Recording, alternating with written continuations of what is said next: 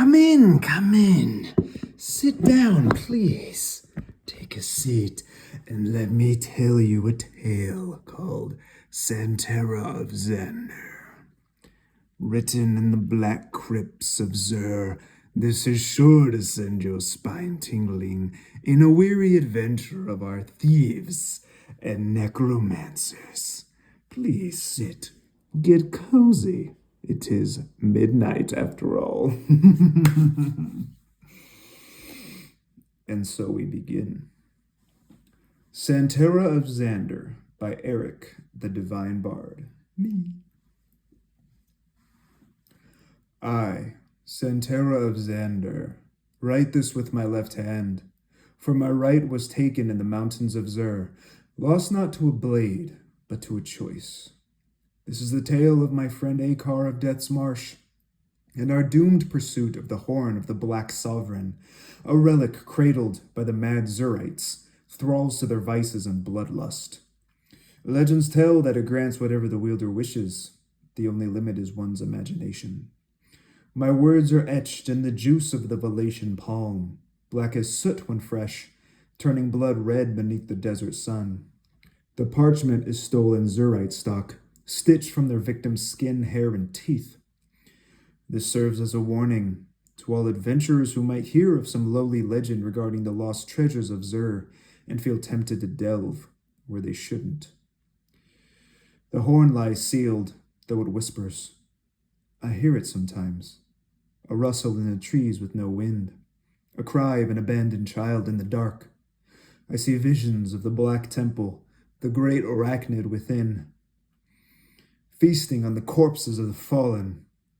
I will be the last. Now, Akar was my closest friend and lifelong companion in all endeavors that required celerity of the mind to savor the sweetness of stolen jewels. We tasted success in many ventures from which fellow thieves might have shrank back. To be more direct, I refer to the theft of the pale emeralds in Og's palace. There, giants roam, guarding the dreaded emeralds. The palace shimmers with the dark magic of the acolytes of Vioche, the ruthless warlord of the ogres. He has manipulated these beasts just as the Black Sovereign twists the minds of his race of Zurites, who, though brutal in nature, freely violate Farin's natural law, the benevolent maker of all things. I've already written about this heist in my previous writing, The Emeralds of Og, before the horn corrupted my soul. But I must cease my reflections of days gone by. The emeralds were spent as quickly as they were won, squandered on bribes, healers, and fleeting comforts. Only one remained in my pouch. Before our next venture, Akar and I stopped at a bazaar in New Galen to assess our resources. We discovered we had 3 silver pieces, enough to purchase a loaf of bread or 2 pints of brown ale. The bread, contended Akar, will nurture our limbs with strength, augment our resolve, and bring energy back to our weak knees. The brown ale, said I, will cast woe to oblivion, inflame our vigor, and inspire our spirit with visions of forgotten worlds. He yielded, but crossed his arms in resentment. Soon we found ourselves within the decadent walls of a tavern in a sundry part of New Galen. The ale tasted bitter, but the burning serum ignited our minds. I finagled a few pouches of cheap tobacco from an inebriated vagrant outside, stuffed it into my ebony churchwarden pipe, reclined, and let the vapors envelop me in calm. Mixing the earthly shavings with the ale made my eyes gleam. Suddenly, a flash of inspiration hit me. Akar, do you remember the legend of the Black Sovereign's horn? The one that could grant riches at will? Our funds shrink, but my desire grows. Why forsake our own gain at the expense of the Black Sovereign, that unseen architect of all that is loathsome? Akar's eyes shot back to mine as he mused amidst the hazy smoke from our pipes. His gaze drifted skyward, and he began to speak. Santera, once we lay hands upon that horn, we won't need to worry about the gods or kings, for we will become gods and reign over men. They say a djinn guards the horn, bound to grant our every heart's desire. I want to rule all. No one will stand in our way of power. I'm with you. So it was settled. Our minds were too fumigated to recognize our lunacy. We shook hands, overflowing with pride, and cursed the dark gods of Zur and Og. We needed a map, so we sought out our old friend Oda Yesai in the slums southeast of downtown New Galen. He was an obese Zurite who had retired from a lifetime of pillaging as a skirmisher to spend his remaining years indulging in earthly pleasures. He owned numerous harems across the lands of Kalwyn, keeping the beautiful women for himself while selling the rest as slaves. We navigated through a maze of alleyways and arrived at the entrance to his bazaar. A strong waft of saffron, sumac, and burning myrrh nearly made me gag in the haze that poured from the entrance. Oda Yesai sat enthroned in the heart of his underground bazaar, a bulwark of flesh crowned with malice. Surrounding him, a legion of women draped in rags and chains moved like neurotic imps. Each one attended to his whims with devotion, spoon-feeding him thick stew laced with more spices than any sane man could imbibe. He grinned and flashed his teeth, stained crimson from decades of wine and mutton, raised his golden goblet emblazoned with various rubies and sapphires, and exhaled a cloud of hookah smoke from his lungs. I snatched the last pale emerald from my pouch and presented it as tribute for his help. Santero the Suave and Akar the Loyal Sorcerer. Come, have some wine. The time is short, and so is my patience. A wench poured more wine into his goblet. I met his gaze, feeling the weight of the warriors he had felled. Oda Yesai, we have no interest in your delights. We want a map through Zur, to the horn of the Black Sovereign. Oda Yesai laughed heartily. Stew spewed from his mouth. You are blind idiots. Only deranged men go seeking after such fables. I don't make deals with fools. Akar stood up and glared at him. We fear no one, not even you. Give us the map, or your head will be on the floor. I felt a jolt of panic go through me at these words. Akar was hot-headed and always sought a way out of a conundrum with his sword and his sorcery. Wink. Oda Yesai couldn't stomach the disrespect. My head! I suppose you'll use your tricks to conjure me back. Your skull isn't worthy of my blade. I've won more battles in the years you've been alive. Malorma! A wench drew a dagger from underneath her rag and threw it at Akar. I drew out my twin daggers and stood ready. Akar deflected the dagger quickly. He was still keen and had his senses. I haven't played these games in a while. Tell you what, Akar. You beat me in a fight, and I'll give you the map, personally. He stood up from his throne like an ogre and planted his legs in the ground like two tree trunks in the earth. He opened his arms wide in a wrestling stance with no weapon. Akar lunged at him immediately with a wild inferno in his eyes. Throwing down his weapon, he charged him like a bull attempting to gore him. Yesai didn't budge. He grabbed Akar and body slammed him to the ground, and Akar yelled a yelp. Ah! Akar got back up and used a black sand spell to throw in his eyes quickly, and lunged for his wrist. He twisted Oda Yesai's arm in a reverse wristlock, and down the tyrant fell. He couldn't do anything once Akar controlled his joint.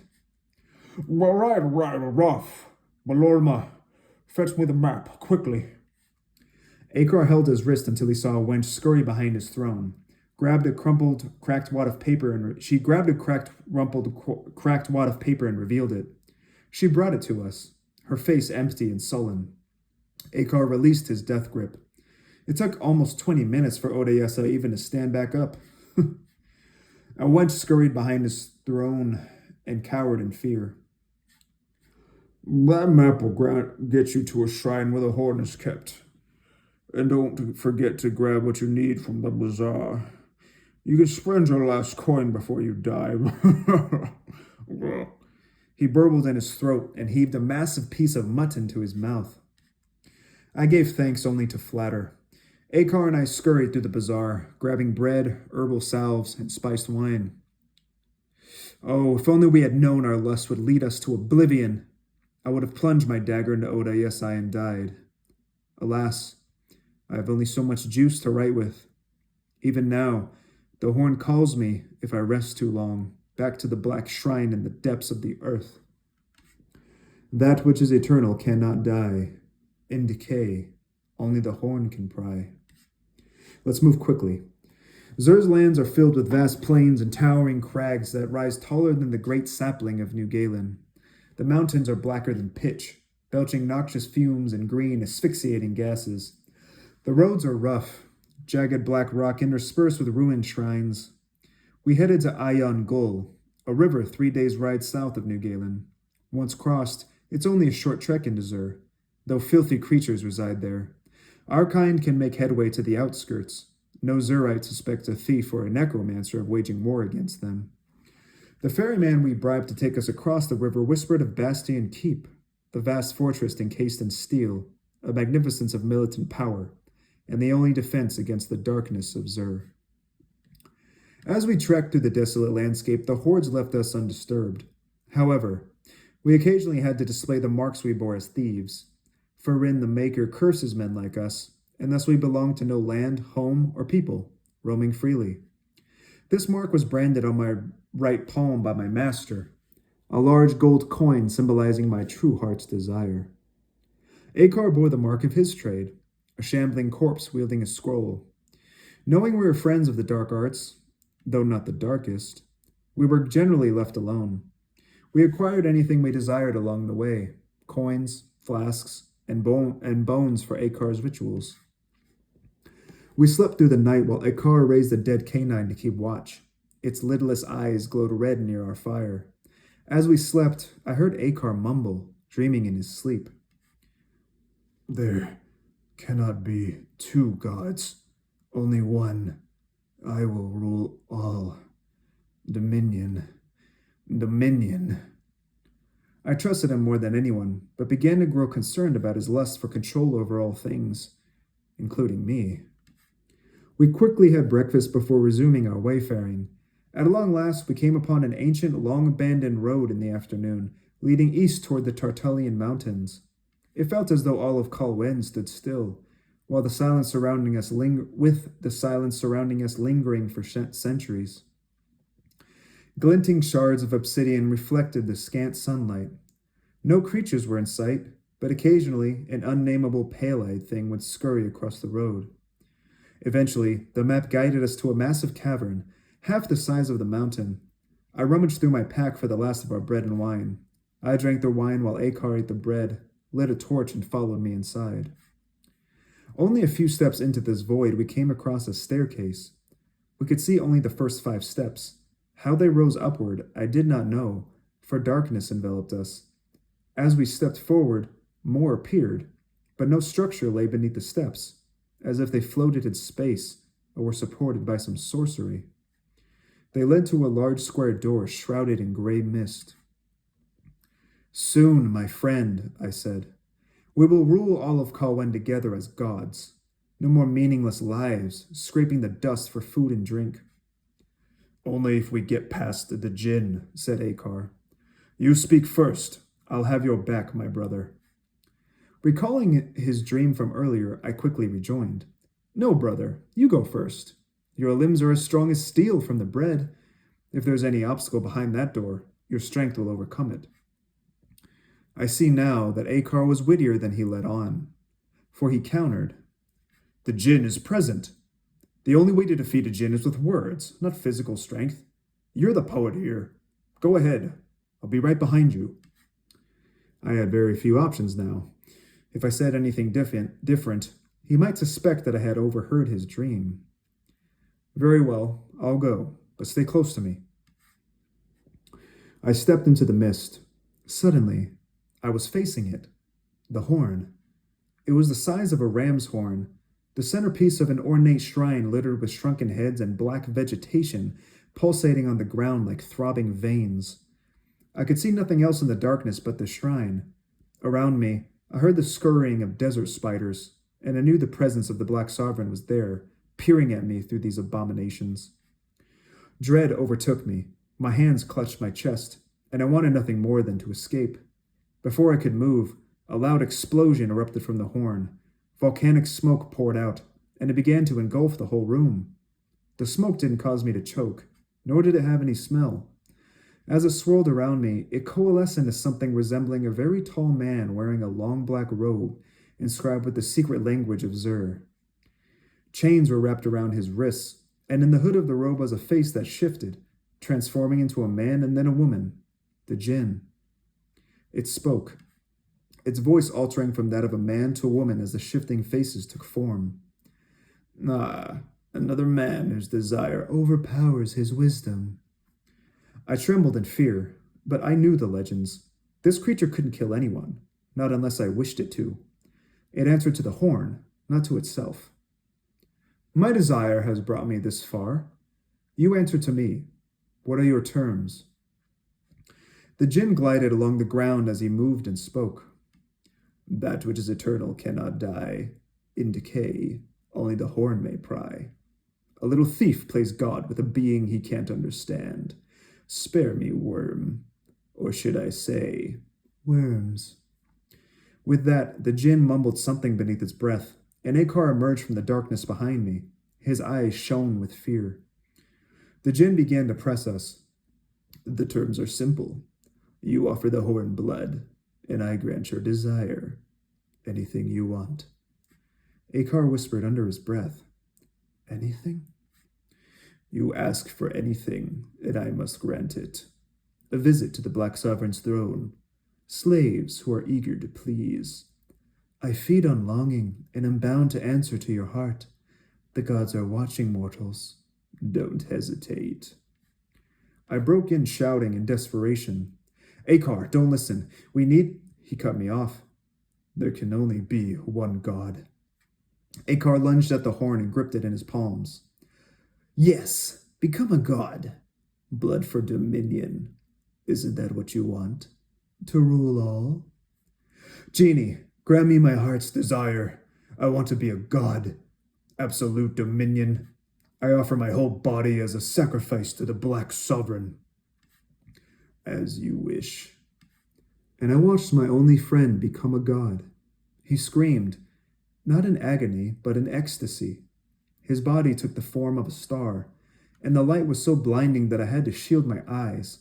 His voice resembled the rushing of waterfalls. I heard the djinn scoff. So you are a god? Now hear the creation. I heard millions of cries in the distance, from people, animals, and insects. Akar, the deity, must have heard them all, accusing him of every war fought, every cry of a child, and every starving man calling for food. They blamed him for everything. He felt the world's hatred, anger, sorrow, and pain flood into him in seconds. Slowly, he was being drawn into the horn. The djinn grinned. This god also has a master. Word your wishes more carefully next time, my lord. Now you have a throne in the horn forever to answer your worshippers. The light faded into darkness once again, as the last of Akar's essence was consumed by the horn, forever cursed to carry a burden he was not meant to bear. No one should serve a deity who has sold his soul to the demons. You mortals never change, reaching for the stars with your feet in the dirt. So, what is your heart's desire, thief? He gazed at Farin's mark upon my hand. Perhaps riches. I can flood this mountain full of gold, diamonds, rubies, and gems never discovered by mere mortals. You'll never grovel in front of men or beasts again. You eat like a dog and walk the streets as a vagabond. What did your wit ever really get you? Say the word, and you can finally be somebody. I looked down at my right hand, emblazoned with the gold coin, and it hit me. For the first time in my life, I said a quick prayer to Farin in my mind and unsheathed my dagger. You know the mark well, demon, the curse of Farin, and I offer my right hand as tribute, without desire. I thrust the dagger into my wrist and my hand was severed. What? You worthless maggot. Farin can't save you. Thieves always want more. No, I offer you my blood without desire. My longing no longer exists. I am content. Therefore, you have no power over me. The creature snarled and howled curses, but it could do nothing else. I started to wrap my hand in bandages. Fine dog, worm, keep your foul soul. Your friend is with me forever. I'll be waiting for you. You'll come back when the horn calls you. The room started to fill with smoke once more, and as I covered my face, I found myself back at the entrance of the cavern, and the stump on my right arm was healed. These are my final words. As the juice from the Valatian palm runs dry, I am here to tell anyone seeking the horn to cease your wicked and foolish desires. Grasping for coins may cost you your life. Unknown creatures lurk and creep in the shadows, feasting on wicked souls and waiting to pounce on any ambitious thief, wizard, or cleric. It makes no difference to them. Now, the horn calls again. I must return to the cavern. Akar awaits. I see him in the temple of Zur. The great arachnid of the Black Sovereign feasts on the fallen, his worshippers showering him with their bodies as sacrifices. I am the last. I must go. The horn. The horn!